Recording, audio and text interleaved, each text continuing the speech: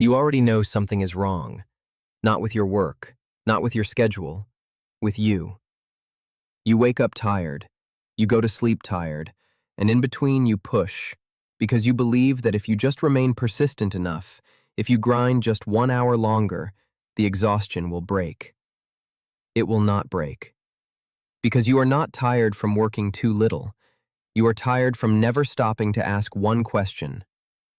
What happens to an axe that never rests? A long time ago, before deadlines, before performance reviews, before the notification that woke you at midnight, a young man in a mountain valley learned this answer the hardest possible way. His name was Kaito. In his village, a good woodcutter was measured by one thing: the number of trees he brought to the edge of the forest before sunset. And on his very first day, Kaito was extraordinary. The morning air was cold, his axe blade caught the early light like a mirror. And by the time the sun touched the highest peak, he had felled 18 trees. The village elders nodded. Even the old men stopped what they were doing to watch. Kaito felt something rise in his chest. Not pride exactly, more like certainty. He was certain he had found his purpose. On the second day, he was no less persistent. He entered the forest at the same hour, swung with the same force, refused the same rest. But when he counted at sunset, 15 trees, 3 fewer than before. He told himself it was the cold. The wood was harder in winter. On the third day, 10 trees. On the fourth, 8. By the end of the week, Kaito was arriving earlier, eating less, sleeping shorter. He had stopped taking his midday meal by the stream. He had stopped, in truth, taking anything for himself at all.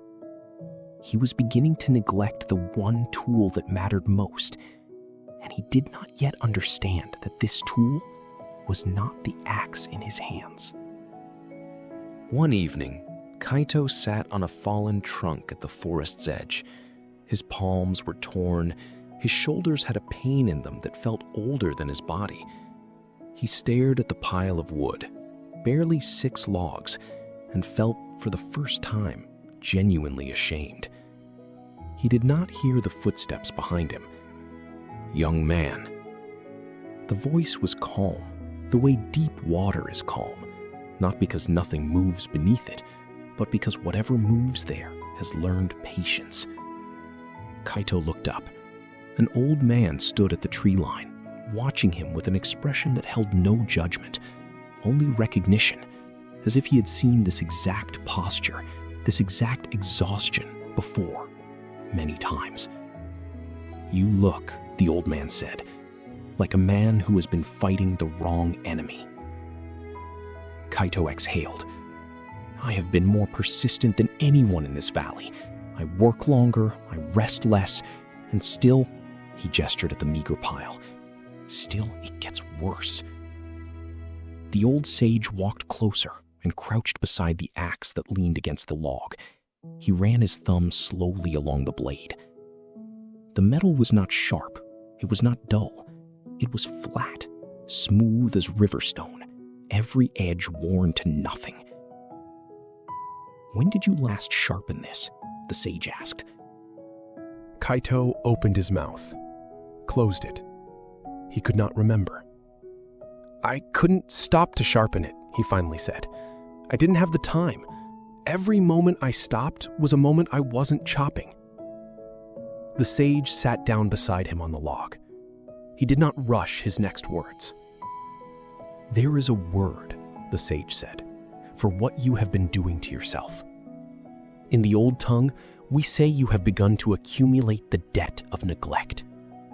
You did not lose your strength all at once. It left you the way water leaves a cracked jar, slowly, quietly, completely." He reached into his pack and removed a smooth gray whetstone. "Do you know what this is?" "A sharpening stone," Kaito said. "No." The The sage placed it in Kaito's hands, and the young man felt the weight of it, heavy for its size, worn smooth in the center from 1,000 uses.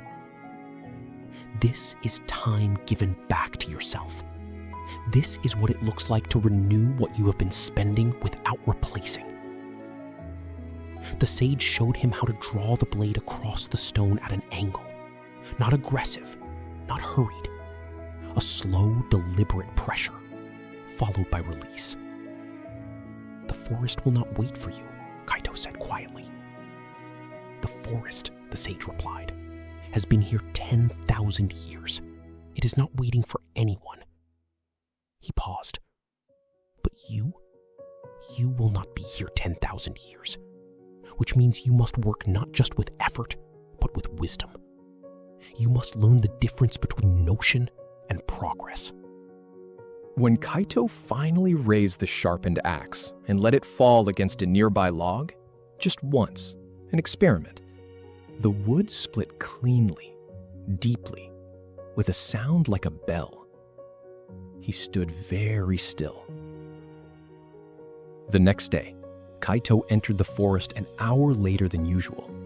He had spent that hour at the stream, with the whetstone. His axe sang in the morning light. By midday, he had felled 16 trees. By sunset, 21, more than his very first day. And when he sat to eat his meal beside the stream, he did not feel shame. He felt, for the first time in weeks, like himself. Kaito's axe was never just an axe. It is your attention in a meeting that has gone on 2 hours too long. It is your patience with the person you love at the end of a week that has taken everything from you. It is your creativity, dull now, flat now, because you have demanded it produce without ever pausing to renew it. The Stoic philosophers taught that the archer who never rests her arm will lose her aim. The Daoist sages said, "Wu wei, effortless action, is not laziness. It is the wisdom to understand that force exhausted is force wasted." We have inherited a story about productivity that is quietly destroying us. The story says, more is more. Persistence is virtue. Rest is surrender. But when you allow fatigue to accumulate, day after day, week after week, you are not becoming stronger. You are wearing away the edge that makes your work worth doing. From a different perspective, rest is not the opposite of work. It is the deepest form of work, the invisible labor of restoration. It is the whetstone applied to the self.